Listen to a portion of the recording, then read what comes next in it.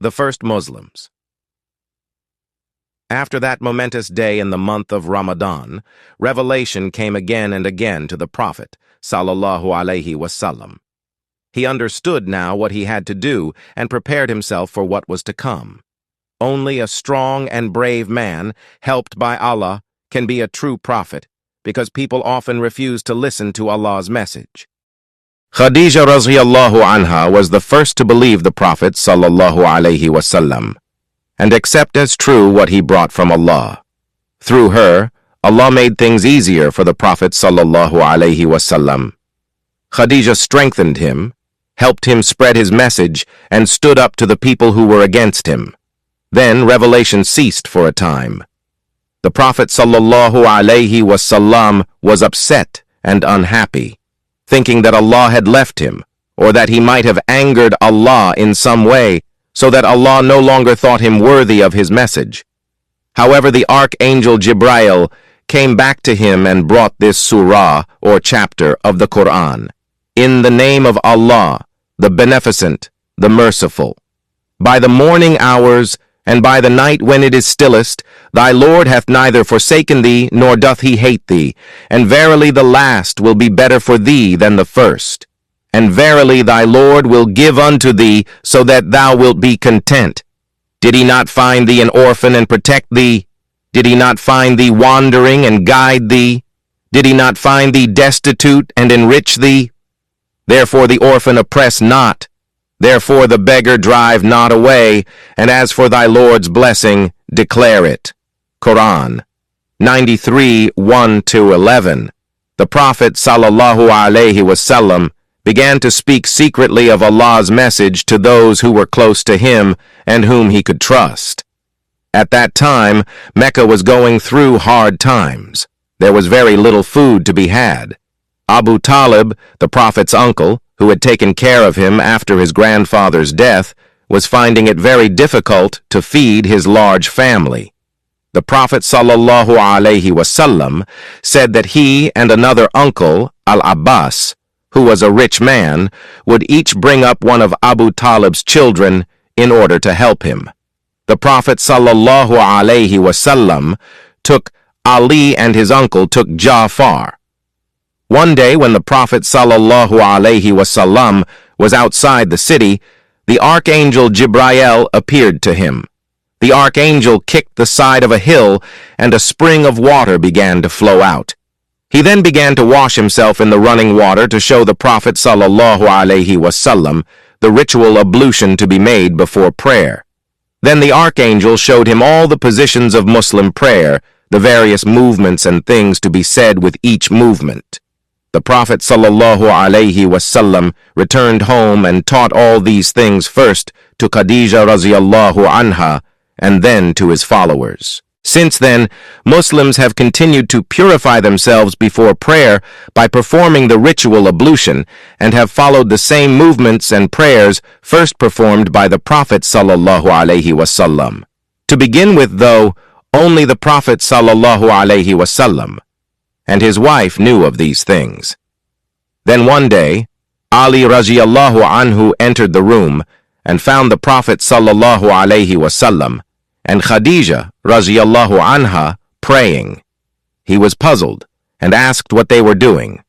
The Prophet sallallahu alaihi wasallam explained to him that they were praising Allah and giving thanks to him. That night, Ali radhiyallahu anhu stayed up thinking about all that the Prophet sallallahu alaihi wasallam had said. He had great admiration and respect for his cousin. Finally, he came to a decision, and the next day he went to the Prophet sallallahu alaihi wasallam and told him that he wanted to follow him. Thus, Khadija radhiyallahu anha was the first woman to embrace Islam, the teachings which the Prophet sallallahu alaihi wasallam brought from Allah, and Ali radhiyallahu anhu was the first young man.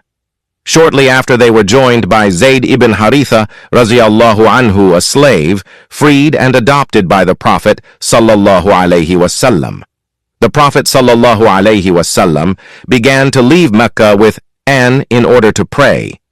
One day, Abu Talib happened to pass by, and when he saw them, he stopped and asked them what they were doing. The Prophet sallallahu alaihi wasallam told him that they were praying and following the same religion as Ibrahim alayhi salam. He explained that, like Ibrahim alayhi salam, he had been ordered to guide the people to Allah's truth. Abu Talib looked at his son, Ali raziyallahu anhu, and said, Muhammad sallallahu alayhi wasallam would never make you do anything that was wrong. Go with him, but I cannot leave the religion I now follow and which was followed by my father. Then he turned to the Prophet sallallahu alayhi wasallam, saying, Even so, I promise you, Muhammad sallallahu alayhi wasallam, that no one will hurt you as long as I am alive. And with that, Abu Talib went on his way. At about this time, the news of Muhammad sallallahu alayhi wasallam being the Prophet reached an honest, wise, and respected merchant of Mecca called Abu Bakr raziyallahu anhu. He knew Muhammad sallallahu alayhi wasallam well and believed he could never lie, so he went to find out for himself if the story were true. The Prophet sallallahu alayhi wasallam told him that he had indeed been sent by Allah to teach everyone to worship the one true Allah. On hearing this from the Prophet's own lips, Abu Bakr raziyallahu anhu knew it to be the truth and became a believer instantly. Later, the Prophet sallallahu alayhi wasallam was reported to have said that everyone he ever invited to accept Islam showed signs of disbelief and doubt, except Abu Bakr raziyallahu anhu. When he was told of it, he did not hold back or hesitate. Because of his wisdom, honesty, and kindness, people had always turned to Abu Bakr raziyallahu anhu for advice. He was, therefore, a man of some influence, and through him many people came to Islam. Among these was Sa'd ibn Abi Waqqas, as the uncle of Amina, the Prophet's mother.